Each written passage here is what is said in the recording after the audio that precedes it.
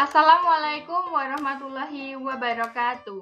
Alhamdulillahirrabbilalamin, kita masih dipertemukan secara virtual dalam kegiatan MPLS hari kedua.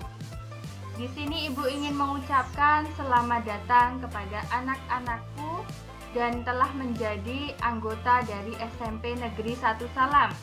Gunakan waktu kalian dengan baik selama belajar di SMP Negeri 1 Salam agar mendapatkan ilmu pengetahuan yang semakin banyak.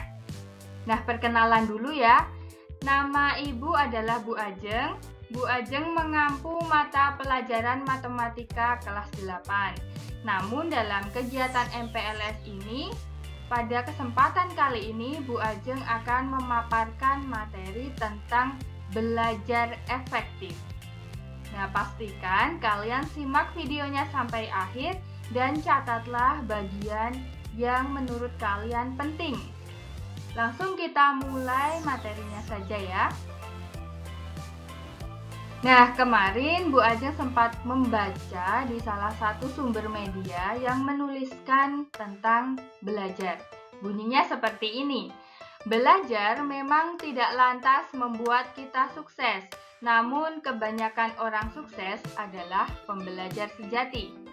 Jadi anak-anak, belajar itu tidak serta-merta membuat kalian sukses seketika itu. Namun belajar adalah bagian dari kesuksesan seseorang. Karena orang yang sukses itu adalah mereka yang tidak pernah berhenti untuk terus belajar. Nah, sebagai pembukaan, Bu Ajeng ingin menampilkan salah seorang foto public figure yang mungkin beberapa dari kalian sudah tahu. Ada yang tahu? Ya, ini adalah namanya Jerome Pauline. Mas Jerome ini adalah salah satu siswa dari Indonesia atau pelajar dari Indonesia. Dulu, ya ini anak asli Indonesia, tapi sekarang kuliahnya adalah di Jepang. Kenapa ini menjadi topik kali ini? Karena di usianya yang masih muda, beliau ini sudah sukses. Suksesnya gimana? Sudah bisa menerbitkan sebuah buku. Di sini bukunya adalah tentang perjuangan bagaimana si Jerome ini bisa sampai kuliah di luar negeri. Nah, kalian bisa baca bukunya, bisa kalian pelajari kiat-kiatnya apa, karena ini bukunya bagus banget. Atau kalau nggak bisa beli bukunya, bisa juga lihat videonya di YouTube dengan channel Lingu Mantapu. Pastikan kalian bisa mencontoh semangatnya Mas Jerome ini, karena ini pantang menyerah sekali. Jadi kalau udah belajar itu udah top banget pokoknya. Nah, semoga kalian bisa menjadi penerus-penerus selanjutnya ya. Amin. Nah, di sini sekarang Bu Ajeng akan menyampaikan materi tentang belajar efektif tadi ya. Tapi sebelumnya Bu Ajeng pengen tanya, apakah anak-anak memiliki cita-cita?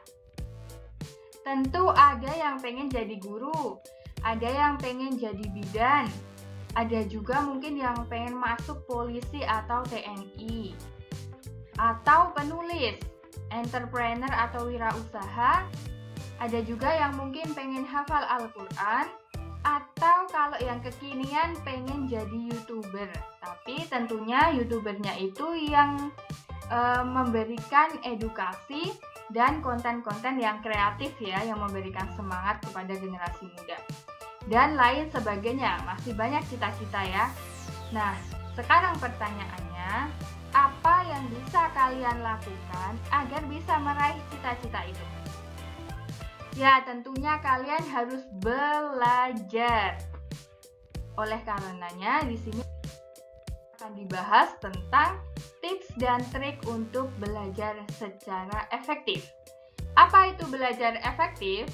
Belajar efektif adalah cara belajar yang teratur, tuntas, secara berkesinambungan, dan produktif, yakni menghasilkan kepandaian, pengetahuan, keterampilan, pembentukan sikap mental, dan intelektual yang baik, serta bertanggung jawab.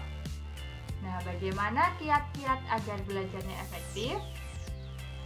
Yang pertama, niatkan dengan sungguh-sungguh. Jadi anak-anak, pertama harus punya niat dulu, niat yang lurus belajar untuk membanggakan orang tua untuk meraih cita-cita. Gimana indikatornya? Bisa yang pertama, berdoa sebelum belajar. Karena kemudahan dalam belajar itu diperoleh atas izin Tuhan ya, izin Allah. Jadi pastikan sebelum belajar itu kalian berdoa dulu, minta diberikan kemudahan, semoga bisa paham dengan materi yang sedang dipelajari dan bisa mengambil manfaatnya. Lalu membuat perencanaan yang baik. Kalau sudah niat, misal ingin jadi guru, bisa kalian membuat perencanaan yang baik dengan cara pertama menentukan jadwal belajar sehari-hari, itu juga bisa. Bisa juga menetapkan target. Misal kelas 7 pengen dapat nilai rata-rata berapa, kelas 8 pengen dapat nilai rata-rata berapa, lalu kelas 9 berapa, pengen SMA di mana, pengen kuliah apa, pengen jadi guru mata pelajaran apa. Nah, itu salah satu contoh perencanaan yang baik. Jadi, sudah niat, sudah direncanakan, tinggal menjalankan dengan sungguh-sungguh. Selanjutnya, yaitu fokus. Belajar biar materinya masuk, itu harus fokus tentu saja. Gimana caranya? Yang pertama, kalian tidak setengah hati dalam belajar. Tadi kan sudah niat. Insya Allah kalau niat itu pasti tidak setengah hati. Harus senang dengan kegiatan belajar karena memang tanggung jawab pelajar adalah belajar. Lalu, ketika belajar, tidak memikirkan banyak hal dalam satu waktu. Misalkan sedang belajar matematika, usahakan fokus terhadap apa yang sedang dijelaskan guru, bukan justru malah memikirkan, oh tadi ada tugas ini, tugas itu dikesampingkan dulu. Sekarang pelajarannya matematika, pikirkan matematika. Apalagi malah kepikiran, aduh pengen main game, pengen nonton YouTube dan sebagainya, itu harus ditinggalkan dulu. Benar-benar fokus belajar matematika. Lalu mendengarkan penjelasan guru dengan baik. Ya, ini juga penting ini, mendengarkan penjelasan. Karena kalau tidak mendengarkan, pasti nanti pahamnya cuma setengah-setengah. Jadi harus penuh ya, mendengarkannya itu fokus penuh dari awal sampai akhir. Selanjutnya, pilih lokasi dan situasi yang kondusif. Apalagi sekarang sedang BDR, belajar dari rumah ya, atau pembelajaran daring. Misalkan, anak-anak sedang belajar di teras. Nah, di teras ternyata rame, apalagi banyak yang ngajak main. Kalau rame seperti itu, berarti kan tidak kondusif. Nah, ketika tidak kondusif, bisa anak-anak tuh pindah ke kamar atau ke ruang tamu atau kemana, yang penting suasananya mendukung anak-anak belajar. Lalu selanjutnya, disiplin dalam belajar. Nah, ini pasti susah banget nih, tapi dengan niat tadi pasti bisa. Pertama, gimana? Menaati jadwal belajar.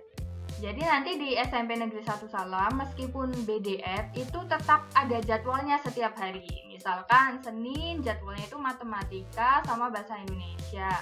Nah, usahakan ketika jadwalnya matematika, ya belajar matematika. Ketika jadwalnya bahasa Indonesia, ya fokus belajar bahasa Indonesia. Jangan malah nonton TV atau mungkin tidur bangun jam 9 pagi. Nah, itu tidak disiplin namanya ya. Lalu, menaati waktu belajar atau mengerjakan tugas yang telah direncanakan. Contohnya, anak-anak sudah merencanakan nanti malam jam 7:30 ingin mengerjakan PR matematika. Maka, jam 7:30 itu TV-nya dimatikan, lalu HP atau apapun yang mengganggu itu disingkirkan dulu, fokus untuk mengerjakan PR. Nah, seperti itu contohnya. Lalu, kurangi belajar dengan sistem kebut semalam. Apa itu kebut semalam? Ini banyak terjadi di kalangan pelajar. Misalnya gini, besok pagi ulangan bahasa Inggris. Malamnya baru ngebut belajar materi dari awal. Dalam semalam doang. Kira-kira masuk nggak materinya? Pasti enggak, karena pikirannya nggak fokus, capek, terus belajarnya kalau sampai kemalaman, nanti paginya ulangan malah ngantuk, nggak ada yang nyantol materinya. Pasti nanti nilainya malah jadi jelek. Jadi usahakan belajar itu sedikit demi sedikit, bertahap demi tahap. Nah, nanti baru ketika mau ulangan, itu tinggal mereview, tidak ngebut lagi belajarnya. Selanjutnya, belajar dengan serius dan tekun. Nah, ini contohnya yaitu rajin membuat catatan intisari pelajaran, sekaligus selalu mengulang pelajaran yang sudah diajarkan. Jadi kalau belajar gitu ya, dicatat materi yang penting, biar kalian punya catatan, kalau lupa bisa dipelajari lagi. Dan pelajaran yang tadi diajarkan sebisa mungkin diulang. Kalau diulang, kalian bisa lebih paham lagi. Lalu apa yang tadi tidak paham bisa diulik lagi. Nanti bisa ketemu, oh ternyata yang belum paham di sini, bisa ditanyakan kepada guru yang bersangkutan. Tapi ketika tidak diulang, semakin menumpuk yang tidak paham, nanti kalian bisa ketinggalan pelajaran. Selanjutnya, jangan malu untuk bertanya. Nah, ini banyak juga. Dulu kalau Bu Ajeng ngajar di kelas, Bu Ajeng tanya, ada yang tidak paham, itu nggak ada yang angkat tangan. Padahal dalam benak mereka, aduh, aku nggak mudeng sama rumusnya. Nah, ini bahaya. Jadi ketika ada yang tidak paham, langsung angkat tangan. Oh ya, ini kan BDR ya. Langsung tanyakan kepada guru yang bersangkutan. Guru akan senang ketika muridnya aktif bertanya. Jadi guru juga tahu, oh ternyata muridku, siswaku tidak paham di bab ini, di bab itu. Gitu ya. Lalu kerjakan PR, latih rasa tanggung jawabmu. Jangan lupa PR-nya selalu dikerjakan karena PR itu mengasah kemampuan kalian. Jadi bisa melihat sejauh mana kalian bisa menyelesaikan masalah terkait dengan mata pelajaran tersebut. Mengerjakan PR juga merupakan bentuk rasa tanggung jawab. Selanjutnya yaitu mulailah dari yang kecil. Nah, ini kalau belajar itu usahakan bertahap demi bertahap, mulai dari materi yang lebih simpel baru menuju ke materi yang lebih kompleks. Insya Allah itu akan memudahkan kalian untuk memahami materi. Lalu sering-seringlah praktis atau latihan. Nah, ini khususnya pelajaran seperti matematika, IPA, terus bahasa juga penting untuk praktis atau latihan. Kalian bisa tahu, mengukur kemampuan kalian. Oh, ternyata aku ini belum bisa, ternyata aku belum bisa dilatih lagi. Lalu trial dan error. Ini penting untuk pelajaran eksak juga. Trial dan error itu kalian mencoba sampai berhasil. Jadi meskipun gagal, coba lagi. Kalau masih gagal, bisa ditanyakan ke yang lebih ahli, ke teman sebaya atau ke kakak kelas atau ke guru langsung. Tapi yang pasti di sini kalian tidak pantang menyerah ya, trial and error gitu. Selanjutnya, karena sekarang kemajuan zaman udah pesat, kalian bisa menggunakan media seperti HP atau laptop dan lain sebagainya, dan sumber-sumber yang relevan untuk menambah pengetahuan kalian. Kalau belajar sendiri kesulitan, kalian juga bisa belajar kelompok. Tapi ingat, karena ini pandemi, dalam belajar kelompok pastikan tetap mematuhi protokol kesehatan, misalnya menggunakan masker seperti yang ada di gambar. Kalau belajar kelompok belum paham, bisa mencari seorang guru ya, seorang pembantu. Dalam artian bukan pembantu yang itu bukan ya, tapi pembantu itu seperti guru, kakak kelas atau orang yang lebih dewasa yang bisa menjelaskan dengan lebih baik materinya sehingga kalian bisa lebih paham. Selanjutnya, kalian juga harus menghindari sikap tidak jujur. Lalu jujur dalam mengerjakan ulangan dan ujian, dan jangan suka mencontek teman. Tahu tidak, guru itu lebih mengapresiasi kalian yang jujur meskipun nilainya kurang memuaskan daripada nilainya tinggi tapi itu hasil dari mencontek teman. Guru itu tahu loh kalian mengerjakan jujur atau mencontek. Jadi usahakan kalian mengerjakannya itu dikerjakan sendiri. Biar guru juga tahu, oh ternyata si A kemampuannya tingkatnya segini, si B kemampuannya tingkatnya segitu. Jadi benar-benar hasilnya itu real ya, nyata dari kemampuan kalian. Selanjutnya, kalian juga hindari belajar berlebihan. Belajar rajin, efektif itu sangat dianjurkan, tetapi tidak boleh juga kalau berlebihan. Kalian harus seimbangkan juga dengan istirahat, cukup makan, dan bermain atau bersosial dengan lingkungan sekitar. Karena itu juga penting selain belajar. Nah, materinya sudah Bu Ajeng sampaikan, mungkin cuma secara singkat ya. Nah, sekarang ada lembar kerjanya. Lembar kerjanya yaitu kalian Bu Ajeng minta untuk menjelaskan ya. Pastinya kan kalian pernah ya mengalami kendala ketika belajar, masalah ketika belajar.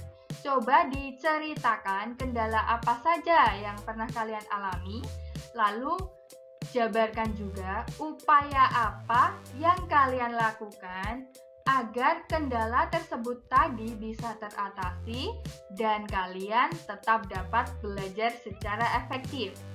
Ini bisa dituliskan minimal 2 paragraf di kertas folio dan akan dikumpulkan, tapi waktunya belum ditentukan ya, karena ini masih pandemi, masih PPKM, jadi disimpan dulu. Jelas ya? Demikian materi yang bisa Bu Ajeng sampaikan. Meskipun singkat dan sedikit, Bu Ajeng harap materi ini bisa memberikan wawasan kepada kalian dan menambah semangat kalian untuk belajar, tentunya di SMP Negeri 1 Salam. Ya, terima kasih. Wassalamualaikum warahmatullahi wabarakatuh. Sampai ketemu ya di pembelajaran.